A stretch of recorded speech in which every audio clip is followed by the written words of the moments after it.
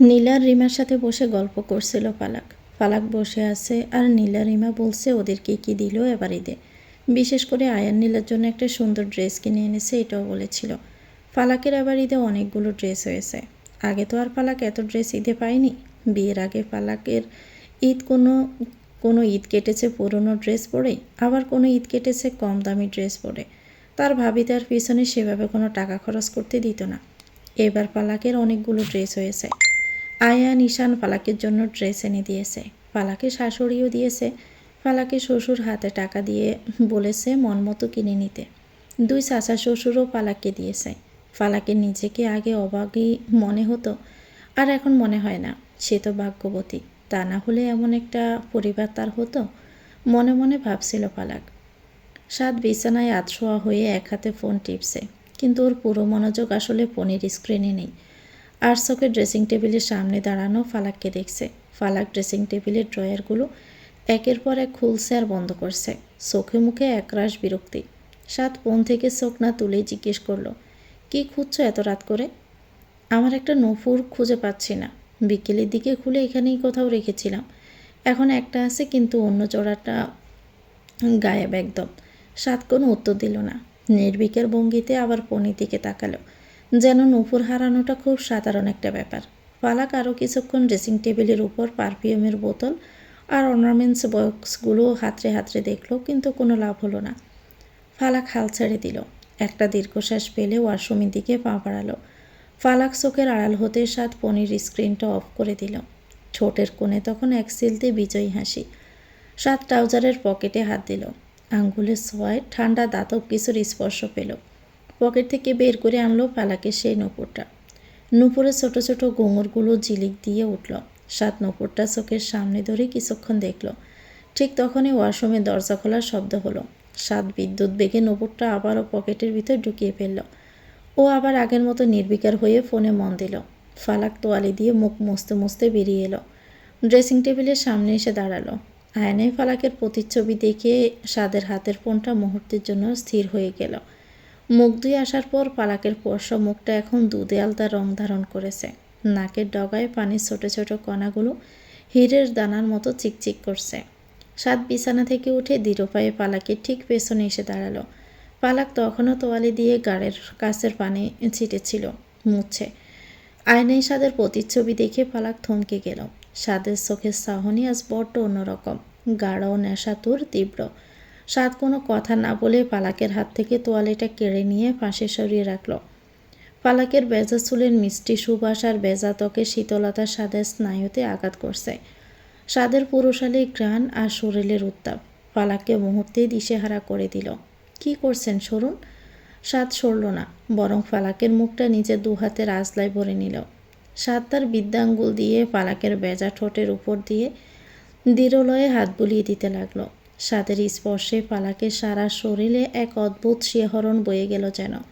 সাদ মুখ নিচু করে পালাকের কপালে, দুই চোখের পাতায় আর গালের পানির বিন্দুগুলোতে নিজের ঠোঁট ডুবিয়ে দিল। পালাকের দম বন্ধ হয়ে আসছে। সাদের শার্টের কলারটা শক্ত করে খামছে ধরল। সাদের এক একটা স্পর্শ পালাকের শরীরের ভিতর যেন হাজারটা বিদ্যুৎ খেলে যাচ্ছে। সাদ এবার পালাকের গাড়ের বাগটায় নিজের মুখ গুছল। সাদের নিঃশ্বাস পালাকের সংবেদনশীল ত্বকে আগুনের মতো জ্বালা ধরিয়ে দিচ্ছে যেন। ফালাক অস্পষ্ট স্বরে শব্দ করছে। সেই শব্দ যেন সাদের ভিতরের তৃষ্ণাকে আরও বাড়িয়ে দিল। সাদের ঘন হয়ে আসা নিঃশ্বাস আর পালাকের হৃৎপিণ্ডের দ্রিম দ্রিম শব্দ। সাদ আর এক মুহূর্ত সময় নষ্ট করল না। ফালাকের কাঁপতে থাকা ঠোঁট দুটোর ওপর নিজের ঠোঁট চেপে ধরল। সেই স্পর্শে কোনো রুক্ষতা ছিল না, ছিল বছরের পর বছর জমে থাকা এক তৃষ্ণার বহিঃপ্রকাশ যেন। সাদের এই অতর্কিত গভীর চুম্বনে ফালাক প্রথম কয়েক সেকেন্ড স্তব্ধ হয়ে রইল। দুচোখ বড় বড় হয়ে গেল। কিন্তু সাদের বলিষ্ঠ হাতের বেষ্টনী আর শরীরের উত্তাপ ওকে মুহূর্তে অবশ করে দিল। সাদের চুম্বনে আজ এক ধরনের নেশা ছিল, যেন ফালাকের ঠোঁট থেকেও সবটুকু অভিমান, সবটুকু ভয় আর সবটুকু না বলা কথা শুষে নিতে চাইল। ফালাকের শরীরের প্রতিটি কোষে এক অদ্ভুত বিদ্যুৎ বয়ে যাচ্ছে। হাত দুটো অজান্তে সাদের গাড় পেঁচিয়ে ধরল। সাদের শার্টের কাপড়টা ফালাকের আঙ্গুলের চাপে কুঁচকে যাচ্ছে। সাদ পালাককে আরও নিবিড়ভাবে নিজের সাথে মিশিয়ে নিল। ঘরের নিস্তব্ধতায় শুধু ওদের দুজনের বাড়ি হয়ে আসা নিঃশ্বাসের শব্দ পাওয়া যাচ্ছে। সাত ফালাকের উপর থেকে নিয়ন্ত্রণ হারিয়ে ফেলেছে। পরক্ষণে হুঁশ আসতেই দূরে সরে যায়। ফালাক আলমারি থেকে নিজের একটা কাপড় বের করতে গেল, তখনই ওর নজর আটকাল এক কোণে রাখা একটা দামি শপিং ব্যাগের উপর। কৌতূহল সামলাতে না পেরে ফালাক ব্যাগটা বের করলো। ভেতরে হাত দিতে ওর আঙ্গুলে ঠেকলো খুব নরম কাপড়ের স্পর্শ। বাস খুলতেই ফালাকের চোখ দাঁড়িয়ে গেল। একটা অপূর্ব গোল্ডেন কালারের শাড়ি, যা সারা গায়ে সূক্ষ্ম সুতোর কাজ, রোদের আলো জলমল করে উঠছে। শাড়িটা এতটাই আভিজাত্যপূর্ণ যে ফালাক কয়েক মুহূর্ত ওটার দিকে তাকিয়েই রইল। এটা কে আনলো এখানে আবার? মা নাকি অন্য কেউ দিয়ে গেল? ঠিক তখনই পিছন থেকে সাদের কণ্ঠস্বর ভেসে এলো, আমি। ফালাক চট করে পিছন ফিরল। সাদ দরজায় হেলান দিয়ে দাঁড়িয়ে আছে, এক হাত পকেটে। ওর মুখে সেই চিরচেনা গাম্ভীর্য থাকলেও চোখের দৃষ্টিতে আজ এক অদ্ভুত নরম ভাব। আপনি?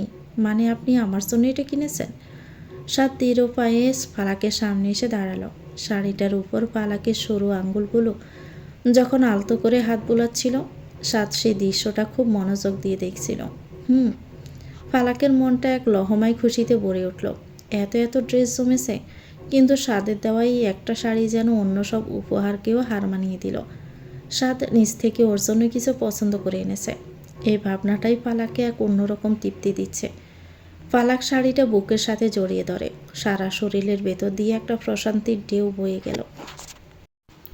চাঁদ রাত মানেই এক অন্যরকম উন্মাদনা। সারা মাস রোজা রাখার পর এই একটা রাত যেন সারা বছরের জমানো সব আনন্দ উসুল করে নেওয়ার জন্য আসে। মির্জা বাড়িতেও আজ সেই খুশির আমেজ আকাশ ছোঁয়া। সহজ জোরে আতশবাতির শব্দ আর রঙিন আলোর ঝিলিক বলে দিচ্ছে কালিদ। বাড়ির প্রতিটি কোণ আজ উৎসবের সাজে সেজেছে। আকাশে সরু বাঁকা চাঁদটা দেখা দেওয়ার পর থেকেই মির্জা বাড়িতে খুশির জোয়ার বয়ে যাচ্ছে। সারা বাগান থেকে শুরু করে ছাদ পর্যন্ত মরিচবাতির রঙিন আলোয় ঝলমল করছে। টিভির ভলিউম বাড়িয়ে ওমন রমজানের ওই রোজার শেষে গানটা বাজছে, যা চাঁদ রাতের আমেজকে আরও গাঢ় করে তুলেছে। চারদিকে আনন্দের হিল্লোল বয়ে গেল। বাড়ির ছোটরা বাজি ফুটিয়ে আনন্দ করছে, আর বড়রা ব্যস্ত শেষ মুহূর্তের প্রস্তুতিতে। কিন্তু ফালাকের কাছে এই চাঁদ রাতটা অন্য সব বছরের চেয়ে আলাদা। আজ তার মনের আকাশে এক অন্যরকম চাঁদের আলো চড়াচ্ছে। সেই আলোটা আর কেউ নয়, স্বয়ং আরহাম সাদ মির্জা। মির্জাবাড়ির বিশাল ছাদে আজ এলাহি কারবার। ছাদটাকে মরিচবাতি আর রঙিন লণ্ঠন দিয়ে সাজানো হয়েছে। মাঝখানে বড় একটা শতরঞ্জি বিছানো, যেখানে আড্ডা আর মেহেদি পড়ার আসর বসেছে। মীরা নীলা সেই বিকেল থেকেই অস্থির। সাথে যোগ দিয়েছে ফারদিন আর পরিবারের অন্য সব কাজিন ভাই বোনেরা। ফারদিনের জোরালো হাসিতে পুরো ছাদ মুখরিত। রিমা, নীলা আর মীরা তিনজনই মিলে মেহেদির বিশাল আয়োজন নিয়ে বসেছে। সাথে কাজিনরা ফারদিন আর তালা একদল বন্ধুবান্ধব। ফারদিনের কাজই হলো সারাক্ষণ হাসাহাসি আর হই হুল্লোড় করা। নীলা বলছে, উফ, এবার কিন্তু একদম লেটেস্ট অ্যারাবিক ডিজাইন দিব। ভাবি, তোমার হাতটা দাও তো আগে। তোমার হাতটা পরশা, নকশাটা যা ফুটবে না। ফালাক হাসতে হাসতে জাজিমের উপর বসলো। মীরা একটা কোল বালিশ টেনে ফালাকের হাতের নিচে দিয়ে দিল, যাতে ওর কষ্ট না হয়। 2 মাসের প্রেগনেন্সি যদিও ফালাক, তাই একটু সাবধানে রাখে সবসময় ফালাককে। চারপাশের এই উদ্দীপনা দেখে ফালাক নিজের সব ক্লান্তি ভুলে গেছে। মীরা বলছে, একদম নখ থেকে শুরু করে কনুই পর্যন্ত ভরাট করে ডিজাইন করে দিব। ফারদিন ভাইয়া, তুমি শুধু আড্ডা দিলেই হবে না, আমাদের জন্য একটু ভালো মিউজিক চালাও তো। আরে মিউজিক তো চলবেই, তোরা মেহেদি লাগা। রিমা নিজের হাতে অলরেডি গোল করে একটা মান্দালা ডিজাইন করে ফেলেছে। ফালাক মুগ্ধ হয়ে দেখছিল মীরার হাতের কাজ। মীরা খুব নিপুণভাবে ফালাকের হাতের তালুতে একটা নকশা তুলছে। চিকন জালি কাজ আর সূক্ষ্ম লতাপাতার ফালাকের হাতটা ধীরে ধীরে এক জীবন্ত ক্যানভাস হয়ে উঠেছে। ফারদিন নিচ থেকে ট্রে হাতে ফিরে, এই যে ম্যাডামরা, গরম ফুচকা চটপটি হাজির। এতক্ষণে আয়া নিশানো হাজির। সবাই মিলে একসাথে আড্ডার খাওয়ার এই দৃশ্যটা ফালাকের চোখে জল এনে দিল। বিয়ের আগে সাতরাতগুলো ছিল ওর কাছে নিঃসঙ্গ আর মলিন। কোনো মতো একটা নতুন জামা জোগাড় হতো কি হতো না, কিন্তু আজ অন্যরকম। ছাদের এক কোণে আতশবাতির রোশনাই আকাশটাকে রাঙিয়ে দিচ্ছে। ফালাক আকাশের দিকে তাকিয়ে মনে মনে বলল, আল্লাহ, আমার এই পরিবারটাকে সবসময় এমন হাসি খুশি রেখো। চাঁদ রাতের আড্ডা তখন শেষের দিকে। গভীর রাত, চারপাশটা বেশ শান্ত হয়ে এসেছে। ছাদের এক কোণে আরামদায়ক জাজিমের উপর হেলান দিয়ে গল্প করতে করতে ফালাক যে কখন ঘুমিয়ে পড়েছে ও নিজেও জানে না। ফালাকের সাথে সাথে আরও দু একজনও ওখানেই চোখ বুজেছে। সাদ নিজের ঘরে বসে সিগারেট খাচ্ছিল। ঠিক তখনই দরজায় টোকা পড়ল। নীলার কণ্ঠস্বর, আসবো ভাইয়া? সাদ হাতের সিগারেটটা স্ট্রেতে চেপে ধরল। এসো। নীলা ভিতরে ঢুকে ইতস্ত করে বলল, ভাইয়া, ভাবি ছাদে ঘুমিয়ে পড়েছে। অনেক রাত হয়েছে তো, আমরা সবাই নিচে নেমে আসছি। আপনি গিয়ে ভাবিকে নিয়ে আসবেন। আমি আর ভাবিকে ডাকলাম না, খুব গভীর ঘুমিয়ে আছে মনে হলো। সাদ ঘড়ি দেখল, রাত 2:30 বাজে। ও কোনো কথা না বলে একটা দীর্ঘশ্বাস ফেলে নিজের শার্টের হাতা দুটো একটু গুটিয়ে নিল। তারপর নীলার সাথে ছাদের দিকে পা বাড়ালো। ছাদে গিয়ে দেখলো মরিচবাতিগুলো এখনও জ্বলছে, কিন্তু লোকজন সব যার যার ঘরে চলে গেছে। ফারদিন আর বাকি কাজিনরাও আড্ডা শেষ করে বিদায় নিয়েছে। শুধু পালাক এক কোণে বালিশে মাথা দিয়ে অগরে ঘুমাচ্ছে। দুহাতে মেহেদি তখন শুকিয়ে কালচে হয়ে আছে। সাদ পালাকের একদম কাছে গিয়ে দাঁড়ালো। সাদের মায়াবী আলো আর নিবু নিবু লণ্ঠনের আবায় ফালাকের ফর্সা মুখটা আজ বড্ড নিষ্পাপ লাগছে। ঘুমের ঘরেও একটু কুকড়ে আছে। হয়তো রাতের হিমেল বাতাসে ওর একটু শীত লাগছে। সাদ খুব সাবধানে ফালাককে নিজের পাঁচকলা করে তুলে নিল। ফালাক ঘুমের ঘরেই সাদের প্রশস্ত বুকে নিজের মুখটা একটু ঘষে নিল, যেন অবচেতন মনেও বুঝতে পেরেছে এটা ওর সবচেয়ে নিরাপদ আশ্রয়। সাদ পালাককে নিয়ে দৃঢ় পায়ে সিঁড়ি দিয়ে নিচে নামতে লাগলো। নীলা পাশ থেকে সাদের এই রূপ দেখে মনে মনে হাসল। যে সাদ মির্জা সারাক্ষণ গম্ভীর হয়ে থাকে, সে আজ নিজের স্ত্রীকে কতটা আগলে রাখছে। রুমে ঢুকে সাদ পালাকে খুব সাবধানে বিছানায় শুইয়ে দিল। মেহেদি মাখানো হাত দুটো বালিশের পাশে এমনভাবে রাখলো রং যেন নষ্ট না হয়, বা ফালাকের কপালের উপরে এসে পড়া কয়েকটা অবাধ্য চুল সাদ আঙ্গুল দিয়ে সরিয়ে দিল। বড্ড ছেলে মানুষ। সাদ জানালাটা বন্ধ করে এসির তাপমাত্রা কমিয়ে দিল। একটা পাতলা নরম চাদর টেনে নিল। খুব সাবধানে পালাকের গায়ের উপর সেটা বিছিয়ে দিয়ে নিজেও সেই একই চাদরের নিচে ঢুকে পড়ল। এসির হালকা ঠান্ডায় চাদরের রুমটুকু এখন খুব আরামদায়ক লাগছে। ফালাক গভীর ঘুমেই আচ্ছন্ন। সাদ ধীরে ধীরে মুখটা নিচু করে ফালাকের গলার বাজে নিচের মুখ ডুবিয়ে দিল। ফালাকের শরীরের পরিচিত ঘ্রাণ, যা কেবল স্বাদের জন্যই এক ধরনের নেশা তৈরি করে। স্বাদের নিঃশ্বাস ফালাকের সংবেদনশীল চামড়ায় আছড়ে পড়ছে। ঘুমের ঘুরেই ফালাক একটু নড়ে চড়ে উঠল। স্বাদের প্রশস্ত বুকের উষ্ণতা পেয়ে অবচেতন মনে ওকে আরও শক্ত করে জড়িয়ে ধরল। সাদ ফালাকের গলার কোমল ত্বকে আলতো করে নিজের ঠোঁট ছোঁয়াল। ফালাকের চিবুকের কাছে নিজের নাকটা ঘষল। সাদের প্রতিটি নিঃশ্বাসে আজ শুধু ফালাকের অস্তিত্ব। ফালাককে নিজের বুকের সাথে নিবিড়ভাবে মিশিয়ে নিয়ে ঘুমের দেশে তলিয়ে গেল। সাদের ঘুম ভাঙল। পাশে হাত বাড়াতেই দেখল বিছানার পাশটা খালি, ফালাক নেই। সাদ উঠে বসে একবার চারপাশটা দেখে নিল। রুমটা পরিপাটি। সাদ আর দেরি করল না, সরাসরি ওয়াশরুমে গিয়ে শাওয়ার নিয়ে বের হলো। কোমরে তোয়ালে জড়ানো, চুলে পানির বিন্দুগুলো চিকচিক করছে। আলমারি খুলতেই দেখল ইস্ত্রি করা নতুন সাদা রঙের পাঞ্জাবি আর পায়জামাটা খুব সুন্দর করে রাখা। এগুলো তার বউয়ের কাজ। মেয়েটার সব দিকে খেয়াল থাকে। সাদ দ্রুত উঠে তৈরি হয়ে নিল। পাঞ্জাবির হাতা দুটো ঠিক করতে করতে আয়নায় নিজের প্রতিচ্ছবি দেখছিল। তখনই নিচে থেকে আয়ানের ডাক শোনা গেল, ভাইয়া, আর কত দেরি করবে? আব্বু আর চাচারা সবাই চলে গেছে। ঈদের জামাত শুরু হতে আর বেশি দেরি নেই, জলদি নামো। সাদ দ্রুত চুলে চিরুনি চালিয়ে নিল। ড্রয়ার থেকে দামি আতরের শিশিটা বের করে কবজিতে আর পাঞ্জাবিতে লাগিয়ে নিল। জায়নামাজটা কাঁধে ফেলে রুম থেকে বের হয়। মনটা ছটপট করছিল ফালাককে একবার দেখার জন্য। নিচে নামার সময় ড্রয়িং রুমের কাছে আসতে সাদের নজর আটকে গেল। ফালাক সেখানে মায়ের সাথে কোনো একটা কাজে ব্যস্ত। ঠিক সেই মুহূর্তে দুজনের চোখাচোখি হলো। সাদকে পাঞ্জাবি পরিহিত অবস্থায় দেখে ফালাকের চোখ যেন জড়িয়ে গেল। সাদকে আজ অন্য যে কোনো দিনের চেয়ে অনেক বেশি রাজকীয় আর সুদর্শন লাগছে। সাদের চওড়া বুক আর গম্ভীর ব্যক্তিত্ব ফালাকের হৃদস্পন্দন এক পলকের জন্য থামিয়ে দিল। সাদও আর চোখে একবার ফালাকের সেই মায়াবী মুখটা দেখে নিল। সাদ আর দাঁড়ালো না, আয়ান আর ঈশানের সাথে মসজিদের দিকে রওনা দিল। ফালাক দ্রুত ড্রয়িং রুম থেকে নিজের রুমের বেলকুনিতে চলে এলো। উপর থেকে দেখলো সাদ দৃঢ় পায়ে গেট দিয়ে বেরিয়ে যাচ্ছে। সাদের হাঁটার ভঙ্গি, আভিজাত্য সব কিছুই ফালাককে মুগ্ধ করে। বেলকুনিতে দাঁড়িয়ে ফালাক মুচকি হাসল। মনে মনে বলল, ঈদ মোবারক আমার রাজকুমার। নামাজ শেষ করে একে একে সবাই বাড়ি ফিরতে শুরু করলো। সদর দরজা দিয়ে সবাই হাসি মুখে ভিতরে ঢুকল। ড্রয়িং রুমটা যেন উৎসবের রঙে রঙিন হয়ে উঠল।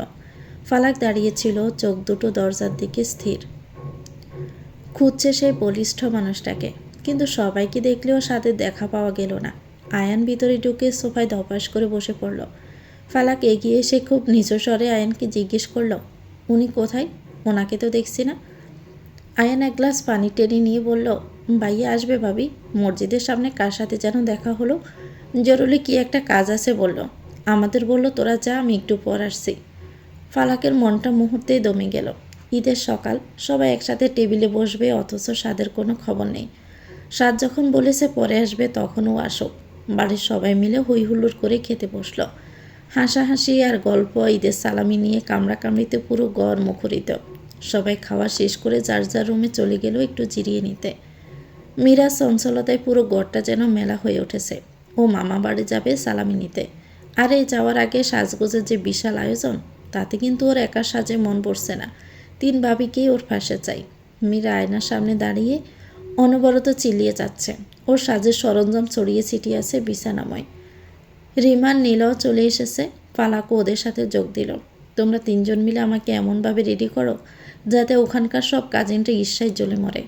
রিমা হাসতে হাসতে মীরা চুল বেঁধে দিচ্ছে। মীরা রুম থেকে বের হতে করিডোরে সাদের মায়ের সাথে দেখা হয়ে গেল ফালাকের। ফালাক, সাদ ফিরেছে, মাত্রই ঘরে গেল। ও তো কিছুই খায়নি। এক কাজ করো, তুমি ওর খাবারটা বেড়ে ঘরে দিয়ে আসো। না থাক, তোমার এখন ওই অবস্থায় দরকার নেই। তুমি যাও, আমি মিনুকে বলছি ও দিয়ে আসবে। না মা, আমি পারবো, মিনুকে বলতে হবে না। না ফালাক, শরীরটার দিকে তো তাকাতে হবে। কিন্তু ফালাক দমবার পাত্রী নয়। সে নিজ হাতেই রান্নাঘর থেকে স্বাদের জন্য প্লেটে গরম খিচুড়ি, কষানো মাংস আর সালাদ বেড়ে নিল। ঘরের দিকে গেল। দরজা ঠেলে ভিতরে ঢুকতে দেখলো সাদা পাঞ্জাবিটা পরে বিছানায় বসে আছে। ফোনে কারোর সাথে কথা বলছিল। ফালাক আশায় একবার চোখ তুলে তাকালো। ফালাকের ফর্সা হাত, মেহেদির গাঢ় খয়েরি রংটা যেন আগুনের মতো জ্বলছে। এই রং আর ফালাকের স্নিগ্ধ মুখটা সাদের অস্থির মনকে এক নিমিষে শান্ত করে দিল। ফালাক খাবারটা রেখে যখন ফিরে যেতে যাবে, সাদের তখনই বারিক কণ্ঠস্বর গড় জোরে প্রতিদ্বন্দ্বিত হলো, দাঁড়াও। ফালাক দাঁড়িয়ে গেল। ফোনটা সাদ পাশে রেখে ফালাকের দিকে দৃষ্টি স্থির করে তাকালো। তুমি খাইয়ে দাও। ফালাক একটু অবাক হলো। ফালাক আর না করতে পারল না। সাদের পাশে বসে এক লোকমা খিচুড়ি আর মাংস মেখে সাদের মুখের সামনে ধরল। মেহেদি রাঙা সুন্দর আঙুলগুলো সাদের ঠোঁটে স্পর্শ করল। সাদ অপলক দৃষ্টিতে ফালাকের দিকে তাকিয়ে রইল। ফালাক খুব যত্ন করে ওকে খাইয়ে দিচ্ছে। সাদের মনে মনে তৃপ্তি, শান্তি অনুভব করছে। ফালাক খাওয়া শেষ করে বের হয়ে আয়নার সামনে দাঁড়ালো। রুমটা তখন একদম নিচু। সাদ বিছানায় গায়ে এলিয়ে দিয়ে আদৌ ঘুমিয়েছিল। কিন্তু হঠাৎ চোখের পাতা খুলতেও দৃষ্টি স্থির হয়ে গেল ফালাকের উপরে। আয়নায় ফুটে ওঠা ফালাকের মোহময় প্রতিচ্ছবি দেখে সাদের ঘুম এক নিমিষে উধাও। সাদের দেওয়া গোল্ডেন আর অ্যাশ কালারের মিক্সড শাড়িটা ফালাকের অঙ্গে যেন আজ এক নতুন প্রাণ পেয়েছে। শাড়ির কারুকাজগুলো ফালাকের ফর্সা ত্বকের সাথে মিশে এক রাজকীয় আভা তৈরি করছে। কানে দুল আর গলায় চিকন সোনার চেইনটাও সৌন্দর্যকে আরও স্নিগ্ধ করে তুলেছে। মেহেদি রাঙা হাত দুটোতে চড়ে সাদ বিছানায় শুয়ে শুয়ে অপলক দৃষ্টিতে ফালাককে দেখছিল। সাদের মনে হলো, এই মেয়েটা প্রতিদিন কিভাবে এত মায়াবী হয়ে ওঠে। ফালাক যখন চুলগুলো একপাশে সরিয়ে ক্লিপ লাগাতে গিয়ে পেছন ঘুরল, তখনই সাদের তীক্ষ্ণ নেশাতুর দৃষ্টির সাথে চোখাচোখি হয়ে গেল। সাদের অমনভাবে তাকিয়ে থাকা দেখে ফালাক একটা শুকনো ডোক গেল। বুকটা দুরু দুরু কাঁপছে। চাইল দ্রুত রুম থেকে বেরিয়ে যেতে, কিন্তু সাদের পরিকল্পনা ছিল অন্যরকম। সাদ এক মুহূর্ত দেরি না করে বিছানা থেকে বিদ্যুৎ বেগে উঠে এলো। ফালাক দরজার দিকে পা বাড়াতেই সাদ ওকে এক প্রকার দৌড়ে গিয়ে জাপটে ধরল। ফালাক কিছু বুঝে ওঠার আগেই সাদ ওকে পাজাকোলা করে বিছানার মাঝখানে নিয়ে এলো। নিজের প্রশস্ত বুকের উপর টেনে নিল। হঠাৎই অতর্কিত আক্রমণে ফালাকের শ্বাস আটকে আসার উপক্রম। ফালাক সাদের বুকের উপর ঝুঁকে আছে, আর সাদের 2 হাত ফালাককে শক্ত করে ধরা। ফালাকের ভেজা চুলের কয়েকটা অবাধ্য গোছা সাদের মুখের উপর এসে পড়ায় সাদের দৃষ্টি কিছুটা আচ্ছন্ন হলো। সাদ খুব ধীর লয়ে নিজের আঙ্গুল দিয়ে সে চুলগুলো সরিয়ে ফালাকের কানের পিঠে গুজে দিল। কোথায় পালাচ্ছিলে? ফালাক লজ্জায় সাদের চোখের দিকে তাকাতে পারছে না। ছাড়ুন, কেউ দেখে ফেলবে, আমাকে নিচে যেতে হবে। সাদের 2 হাতের বেষ্টনীতে পালাক তখন পুরোপুরি বন্দী। বুকের উপর পালাকের দ্রুত হৃদস্পন্দন স্পষ্ট অনুভূত হচ্ছে। ফালাকের ভেজা চুলগুলো, চুলের মিষ্টি ঘ্রাণ আর মেহেদির সুবাস মিশে সাদের মস্তিষ্কে এক ধরনের নেশা ধরিয়ে দিয়েছে। শাড়ির আঁচলটা আদো খোলা অবস্থায় বিছানায় লুটিয়ে আছে। সাদ ফালাকের কানের পিঠে চুলগুলো গুজে দিয়ে ওর গালের উপর নিজের হাতের তালু রাখল। ফালাক আষ্টে ফিষ্টে মিশে আছে সাদের বলিষ্ঠ শরীরের সাথে। ফালাকের কাজল মাখানো চোখের পাতাগুলো কাঁপছে। ফালাক অস্পষ্ট স্বরে কিছু বলতে চাইল, কিন্তু শব্দগুলো ওর গলাতেই আটকে গেল। ফালাকের কম্পিত ঠোঁট দুটো নিজের উপর ঠোঁট চেপে ধরল সাদ। ফালাক প্রথম কয়েক সেকেন্ড স্তব্ধ হয়ে রইল। দুহাত সাদের পাঞ্জাবির কলারটা শক্ত করে খামছে ধরল, কিন্তু সাদের চুম্বনের তীব্রতা মুহূর্তেই ওকে অবশ করে দিল। ঘরের জানালার পর্দাগুলো বাতাসে দুলছে। অনেকক্ষণ পর সাদ যখন ফালাককে ছাড়ল, ফালাক তখন জোরে জোরে হাঁপাচ্ছে। ফালাকের ফর্সা মুখটা লাল হয়ে আছে। সাদের চোখের নেশাতো দৃষ্টি তখনও ফালাকের উপস্থিত। সাদ ফালাকের কপালে নিজের কপাল ঠেকিয়ে কিছুক্ষণ নিস্তব্ধ হয়ে রইল। ঈদের সালামি দিলাম। ফালাক লজ্জায় আর কোনো কথাই বলতে পারল না। সাদের প্রশস্ত বুকে নিজের মুখ লুকিয়ে ফেলল। সময় যেন ডানা মেলে উঠছে। ফালাকের প্রেগনেন্সির এখন 6 মাস চলছে। বাড়ির বড় বউয়ের কোলাহল করে নতুন অতিথি আসছে। এই খুশিতে যেন সবাই পাগল প্রায়। আয়ান আর ঈশানের আরেক কাণ্ড। দুজনে প্রতিদিন নতুন নতুন ছোট ছোট জামা কাপড় আর খেলনা কিনে নিয়ে আসে। ফালাকের রুমের এক কোণে একটা আলমারিতে শুধু অনাগত বাচ্চাদের জিনিসপত্রই ভরে গেছে। ভাবি, দেখো তো এটা কেমন? আমার বিশ্বাস আমার বাতি যেটা পড়লো একদম হিরো লাগবে। ঈশান পাশ থেকে বলল, আরে রাখ তোর নীল, আমার মনে হচ্ছে ভাতিজি হবে। এই দেখো ভাবি, পিঙ্ক কালারের ফ্রিল দেওয়া জামাটা কত কিউট। আমি তো কাল আরও 2টো ড্রেস অর্ডার করেছি। ফালাক ওদের পাগলামি দেখে চাচ্ছু হওয়ার খুশি। ফারদিন ওর কাজই হলো প্রতিদিন নতুন নতুন নামের লিস্ট আনা। আর মীরার তো পাগলামি আছেই। 6 মাস পার হতেই ফালাকের শারীরিক অবস্থা কিছুটা পরিবর্তনের দিকে মন নিল। সাধারণ প্রেগনেন্সিতে পেট যতটা বড় হয়, ফালাকের ক্ষেত্রে তার চেয়েও বেশি বড় আর ভারী মনে হচ্ছে। ফালাকে চলাফেরা করতে এখন বেশ কষ্ট হয়। একটু হাঁটলেই ও হাঁপিয়ে ওঠে। সাদ বিষয়টা লক্ষ্য করে আর দেরি করল না। হসপিটালের কেবিনে ফালাককে আলট্রাসোনোগ্রাফির জন্য পাঠানো হলো। সাদ বাহিরে অস্থির হয়ে পায়চারি করছে। ওর মনের ভিতর এক উৎকণ্ঠা। ফালাক ঠিক আছে তো? বাচ্চাটা সুস্থ তো? কিছুক্ষণ পর ডাক্তার কেবিন থেকে বেরিয়ে এসে সাদকে নিজের চেম্বারে ডাকলেন। আসুন মিস্টার মির্জা। সাদ কুচকানো কপাল ডাক্তারের সামনে বসল। ডক্টর, ফালাক ঠিক আছে তো? ওর পেটটা স্বাভাবিকের চেয়ে বেশি বড় দেখাচ্ছে। ও খুব ক্লান্ত হয়ে পড়ে। কোনো সমস্যা নেই তো? আনন্দের খবর হলো ফালাকের গর্ভে একটি নয় 2টি টুইন বাচ্চা বড় হচ্ছে। সে কারণে পেটটা বেশি বড় আর ওর কষ্টটাও একটু বেশি হচ্ছে। সাদ এক মুহূর্তের জন্য স্তব্ধ হয়ে গেল। টুইন শব্দটা ওর কানে বারবার প্রতিধ্বনিত হতে লাগলো। একসাথে 2টো প্রাণের আগমন, এই প্রাপ্তিও কল্পনা করেনি। টুইন? জি, তবে এখন থেকে ফালাককে দ্বিগুণ সাবধানে রাখতে হবে। ওর ডায়েট, ওর বিশ্রাম সব কিছুর উপর কড়া নজর দিতে হবে। ও এখন একাই 3 জনের শরীর বইছে। সাদ কেবিন থেকে বের হয়ে সোজা ফালাকের কাছে গেল। ফালাক তখনও বেডে শুয়ে আছে, মুখে চিন্তার রেখা। সাদ ফালাকে 2 হাত নিজের হাতের মুঠোয় নিয়ে পরম আবেশে কপালে একটা দীর্ঘ চুমু খেল। কি বলল ডাক্তার, কোনো সমস্যা? সাদ ফালাকের পেটে হাত রেখে খুব নিচু স্বরে বলল, আমরা টুইন বেবি পেতে যাচ্ছি। ফালাকের চোখ দুটো বিস্ময়ে বড় বড় হয়ে গেল। পরক্ষণে ও ঠোঁটের কোণে ফুটে উঠল এক স্বর্গীয় হাসি। দুজন মিলে অনাগত 2 প্রাণের স্পন্দন অনুভব করতে লাগলো। ফালাকের মনে হলো ওর জীবনের সব না পাওয়া আল্লাহ একসাথে ফিরিয়ে দিচ্ছেন। ডাক্তারের চেম্বারের ভিতরের আনন্দঘন পরিবেশটা মুহূর্তে যেন হিমশীতল হয়ে গেল। ফালাকের যমজ সন্তান হওয়ার খুশিতে সাদের মুখে যে হাসিটা ফুটেছিল, ডাক্তারের পরবর্তী কথায় তা পাথরের মতো জমাট বেঁধে গেল। ডাক্তার ফাইলটা বন্ধ করে অত্যন্ত গম্ভীর মুখে সাদের দিকে তাকালেন। মিস্টার মির্জা, আমি দুঃখিত। এই খুশির খবরের সাথে আপনাকে একটা কঠিন সত্যের মুখোমুখি করতে হচ্ছে। ফালাকের রিপোর্টগুলো খুব একটা সুবিধার নয়। সাথে হৃদস্পন্দন যেন এক মুহূর্তের জন্য থমকে গেল। কি বলতে চাচ্ছেন ডাক্তার? পরিষ্কার করে বলুন। ফালাকের ইন্টারনাল কিছু কমপ্লিকেশন আছে। টুইন প্রেগনেন্সি এমনিতেই ঝুঁকিপূর্ণ। আর ওর শারীরিক গঠন এবং কিছু ইন্টারনাল ব্লিডিংয়ের হিস্ট্রি বলছে ডেলিভারির সময় বড় ধরনের রিস্ক হতে পারে। সত্যি বলতে বাচ্চা দুটোর চেয়ে পালাকের জীবন বেশি ঝুঁকির মুখে। ডেলিভারির সময় ওর বেঁচে থাকার সম্ভাবনা, সারভাইভাল চান্স খুব কম।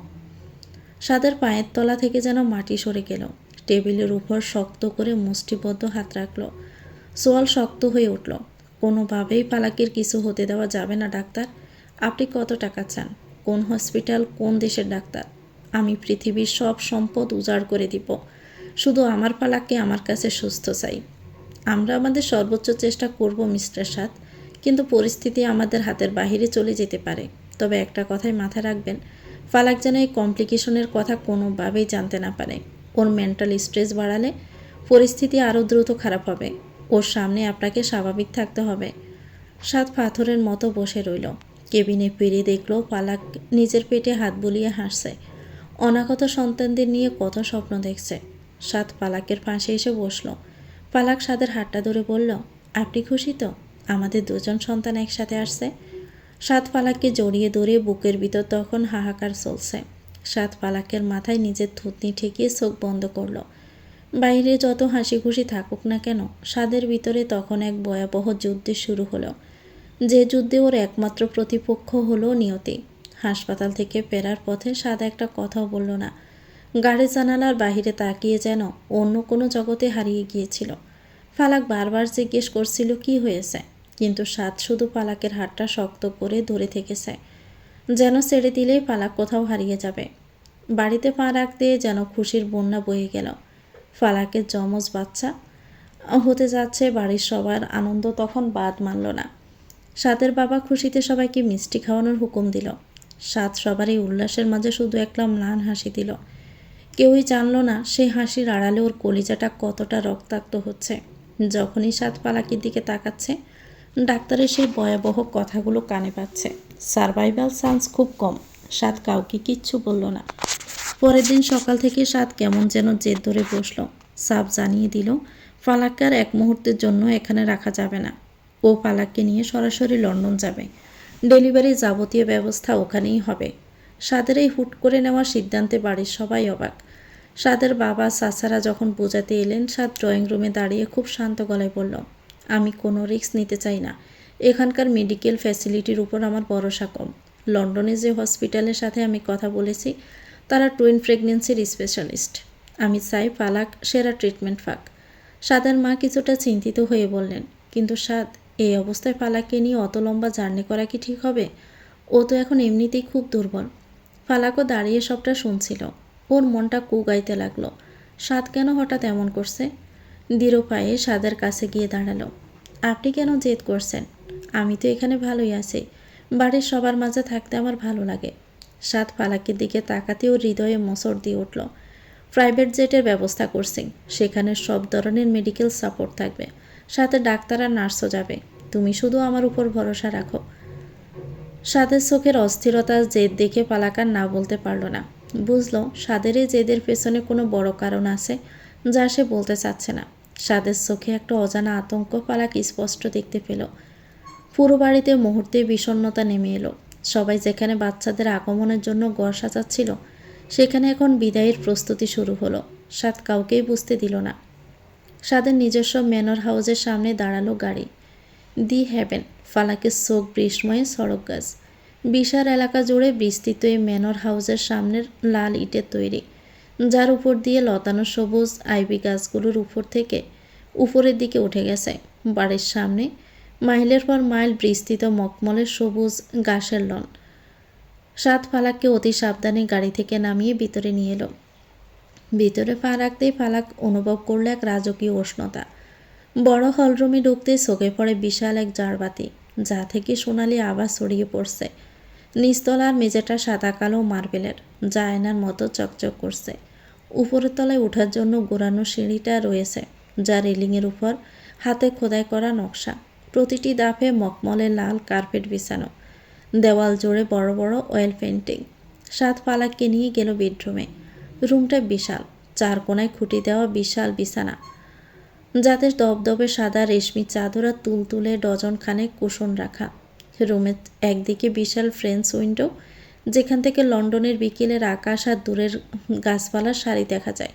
জানালার পাশে রাখা দুটি আরামদায়ক ভেলভেট সোফার একটা ছোট ফায়ারপ্লেস, যেখানে পাইন কাঠ পুড়ছে ঘরটাকে উষ্ণ রাখার জন্য। রুমের ভিতরটা এখন পাইন কাঠের পোড়া মিষ্টি গন্ধ আর রুম ফ্রেশনারের হালকা গ্রানে আচ্ছন্ন হয়ে আছে। সাদ নার্স রেখেছে তাড়াতাড়ি এখানেই পালাকে টেক কেয়ার করবে। ম্যানর হাউসে পালাকে দিনগুলো কাটছে এক অদ্ভুত মায়াবী গেরাটোপে। বাহিরের আবহাওয়া বেশ ঠান্ডা, মেঘলা আকাশ আর ঝিরঝিরি বৃষ্টি লন্ডনের ছিঁড়েছে না রূপ। কিন্তু ঘরের ভিতরে সাধের কড়া নজরদারিতে পালাকের জীবনটা যেন এক পুতুলের মতো হয়ে উঠেছে। সাদ এখন বেশিরভাগ কাজ বাড়ি থেকেই সামলায়। ফালাকের শরীরটা এখন বেশ ভারী। এই সময়টাতে সাদ ও ছায়া হয়ে আছে। সেদিন বিকেলবেলা ফালাক আয়নার সামনে বসে নিজের চুলের সাথে যুদ্ধ করছিল। গোসলের পর চুলগুলো শুকিয়ে এমন জট পাকিয়ে গেছে যে চিরুনি কিছুতেই কাজ করছে না। বারবার চেষ্টা করে ফালাক ক্লান্ত হয়ে দীর্ঘশ্বাস ফেলল। আয়নায় দেখলো সাদ দরজায় দাঁড়িয়ে ওর এই অসহায় অবস্থা দেখছে। সাদ দৃঢ় পায়ে এগিয়ে এলো। ফালাকের হাত থেকে চিরুনিটা কেড়ে নিয়ে ওকে আলতো করে বিছানায় বসিয়ে দিল। সাদ কোনো কথা না বলে পালাকের পেছনের দিকে বসল। আঙ্গুল দিয়ে চুলে জটগুলো ছাড়াতে লাগলো। সাদের মতো যে কিনা রাগী বদমেজাজি সবসময় মারামারি করত, সে আজ বড্ড মনোযোগ দিয়ে পালাকের চুল ছাড়াচ্ছে। কিছুক্ষণ পর সাদ চুলগুলো 3 ভাগে ভাগ করে বেনিনি করতে লাগলো। কিন্তু বেনি করতে গিয়ে সাদের অবস্থা নাজেহাল। কোনোটা ঢিলে হয়ে যাচ্ছে, আবার কোনোটা বেশি টাইট। সাদের কপালে বিন্দু বিন্দু ঘাম জমে গেছে, যেন কোনো বড় প্রজেক্টের কাজ করছিও। অবশেষে যখন বেনি শেষ হলো, আমি স্যুপ নিয়ে আসছি, একদম নড়বে না এখান থেকে। সাদ ঘর থেকে বেরিয়ে যেতেই ফালাক সে আঁকাবাঁকা বেনিটা হাতে নিয়ে হাসতে লাগলো। রান্নাঘর থেকে গরম স্যুপের বাটিটা হাতে নিয়ে সাদ রুমে ফিরল। ফালাক আতশোয়া হয়ে জানালার দিকে তাকিয়ে বৃষ্টির জোরে পড়া দেখছিল। সাদ দৃঢ় পায়ে এগিয়ে এসে বেডসাইড টেবিলে বাটিটা রাখল। ধোয়া ওঠা সেকেন্ড স্যুপের ঘ্রাণে ফালাকের ক্ষুধা যেন একটু চঞ্চন করে উঠল। সাদ নিজে একটা ছোট টেবিল ফালাকের সামনে টেনে নিল। চামচ দিয়ে স্যুপটা নেড়ে আলতো করে ফুঁ দিয়ে ঠান্ডা করতে লাগলো। ফালাক অপলক দৃষ্টিতে সাদের দিকে তাকিয়ে রইল। মানুষটার কি নিপুণভাবে সবটা করছে। সাদ এক চামচ স্যুপ ফালাকের ঠোঁটের কাছে ধরল। নাও। ফালাক এক চুমুক খেয়ে মুখটা একটু কুঁচকালো। একটু নুন কম হয়েছে মনে হয়। সাদ একবার ফালাকের চোখের দিকে তাকিয়ে নিজে এক চামচ টেস্ট করলো। তারপর গম্ভীর মুখে বলল, ডাক্তার লবণ কম খেতে বলেছে, ব্লাড প্রেশার কন্ট্রোলে রাখতে হবে। সাদ আবার এক এক করে চামচটা ফালাকের মুখে দিতে লাগলো। ফালাকও ছোট বাচ্চাদের মতো বাধ্য হয়ে খেয়ে যাচ্ছে। মাঝে মধ্যে সাদের হাতে ছোঁয়াও ঠোঁটে লাগছে। আর ফালাকের হৃৎপিণ্ডটা যেন প্রতিবারই নতুন করে সাদের প্রেমে পড়েছে। খাওয়ানো শেষ হলে সাদ একটা টিস্যু দিয়ে খুব যত্নে ফালাকের ঠোঁটের কোণ মুছে দিল। ফালাক আলতো করে সাদের হাতটা ধরল। আপনি কি কোনো কারণে ভয় পাচ্ছেন? আপনি তো আগে এমন ছিলেন না। আপনার এই অতিরিক্ত যত্ন আমাকে মাঝে মাঝে একটু ভয় পাইয়ে দেয়। সাদ থমকে গেল। ওর চোখের মণিতে এক মুহূর্তের জন্য সে লুকানো আতঙ্কটা খেলে গেল, যা লন্ডনের এই বাড়িতে আসার পর থেকে আড়াল করে রেখেছে। তাড়াতাড়ি নিজেকে সামলে নিয়ে একটা ম্লান হাসি দিল। সাদ ড্রয়ার থেকে ফালাকের আয়রন আর ক্যালসিয়ামের ওষুধগুলো বের করল। ফালাক জানে না সাদের প্রতিটি সতর্ক পদক্ষেপের পেছনে রয়েছে ওকে হারানোর এক তীব্র হাহাকার। ওষুধ খাইয়ে দিয়ে সাদ ফালাকের গায়ের ওপর কম্বলটা ভালো করে টেনে দিল। ফালাক যখন চোখের পাতা বন্ধ করল, সাদ তখনও শিওরে বসে রইল। এই মেয়েটাকে ছাড়া আমি থাকতে পারবো না। রাতের নিস্তব্ধতা ছেড়ে ফালাকের গগন বিদারীর চিৎকারে দেওয়ালগুলোতে আশ্রে পড়ল। সাদের পৃথিবীটা যেন মুহূর্তেই দুলে উঠল। লেবার পেইনের তীব্র যন্ত্রণায় ফালাক বিছানায় ছটফট করছে। কপালে বিন্দু বিন্দু ঘাম, আর মুখটা নীল হয়ে আসছে। সাদ দিশেহারা হয়ে নার্সদের ডাকল। আর ফালাকের অবস্থা দেখে আটকে উঠে বলল, স্যার দেরি করা যাবে না, লিভার ফাংশন ফেল করছে, দ্রুত হসপিটাল নিতে হবে। অপারেশন থিয়েটারের বাহিরে সাদ দরজায় কপাল ঠেকিয়ে দাঁড়িয়েছিল। একটু পর ডাক্তার রক্তভেজা গ্লাভস হাতে বেরিয়ে এলেন। তার গম্ভীর আর করুণ মুখচ্ছবি দেখে সাদের বুকটা কেঁপে উঠল। I am sorry mister Mirza, we are trying our best, কিন্তু আপনার ওয়াইফের অবস্থা খুবই সংকটাপন্ন। আমরা হয়তো শুধু বাচ্চাদের বাঁচাতে পারবো, কিন্তু আপনার স্ত্রীকে বাঁচানো প্রায় অসম্ভব। আপনি শেষবারের মতো চাইলে ওকে দেখতে পারেন। ডাক্তারের এই কথাগুলো সাদের কানে গরম সীসার মতো যেন ঢুকল। সাদ আর কিছু শুনতে পেল না। ফালাক এখন একা এক অজানা পথে পা বাড়াচ্ছে। সাদ টলমল পায়ে ওখান থেকে বেরিয়ে এলো। ফালাককে একা যেতে দেবে না। সাদ হাতে কলম ধরল। আয়ানের উদ্দেশ্যে ওর শেষ চিঠি। প্রিয় আয়ান, তুই যখন এই চিঠিটা পাবি তখন হয়তো এই শহরে আমাদের এক নতুন ভোরের সূর্য উঠবে, কিন্তু আমার আর ফালাকের জন্য সব সূর্য চিরদিনের জন্য ডুবে গেছে। আয়ান, তুই তো জানিস আমার জীবনটা আগে কেমন ছিল, পাথরের মতো শক্ত, নিরস আর একা। ফালাক যখন আমার জীবনে প্রথম এলো, আমি ওকে দুচোখে দেখতে পারতাম না। ওকে তাচ্ছিল্য করেছি, অবহেলা করেছি, কিন্তু ওই মেয়েটা আমার তার সরলতার মায়া দিয়ে আমার ওই বিষাক্ত জীবনটাকে আমূল বদলে দিল। ও আমাকে নতুন করে বাঁচতে শিখিয়েছিল, আমাকে ভালোবাসার মানে বুঝিয়েছিল। আজ অপারেশন থিয়েটারের দরজায় দাঁড়িয়ে ডাক্তার যখন বলল ও আর থাকবে না, আমি বুঝলাম আমার পৃথিবীটাও ওর সাথে শেষ হয়ে গেছে। আয়ান, ফালাক বড় কোমল একটা মেয়েরে, ও একা একা কোথাও যেতে খুব ভয় পায়। আমি কিভাবে একাকী ওই পরপারের দীর্ঘ রাস্তায় ওকে ছেড়ে দেই? ও যদি সেখানে গিয়ে আমার হাত খোঁজে, ও যদি আমাকে না পেয়ে কেঁদে ফেলে, আমি ওকে ছাড়া একা থাকতে পারবো না। ও যেখানে যাচ্ছে আমি ওর হাতটা শক্ত করে ধরে ওখানেই যাচ্ছি। আমরা অন্য কোথাও এক হব। আয়ান, আমার একটা শেষ অনুরোধ রাখবি? আমার অনাগত সন্তান দুটোকে তুই দেখে রাখিস, ওদের আগলে রাখিস, ওদের নিজের পরিচয়ে বড় করিস। ওদের বলিস ওদের মা ছিল এই পৃথিবীর শ্রেষ্ঠ এক মানবী। ভালো থাকিস ভাই। মির্জাবাড়ির দায়িত্ব আজ তোর কাঁধে দিয়ে গেলাম। ফালাক ডাকছে রে, ওর খুব ভয় লাগছে। আমি যাচ্ছি। ইতি, তোর বড় ভাইয়া, সাদ মির্জা। তো ভিউয়ার্স, গল্পটির নাম হচ্ছে ফালাক, লিখেছেন ইনায়া জারিস। গল্পটির পরবর্তী অংশ পেতে চ্যানেলটিকে সাবস্ক্রাইব করে আমাদের সাথে থাকবেন। ভিডিওটি ভালো লাগলে একটি লাইক দিয়ে দিবেন, কমেন্ট করে জানাবেন কেমন লেগেছে। আল্লাহ হাফেজ, আসসালামু আলাইকুম।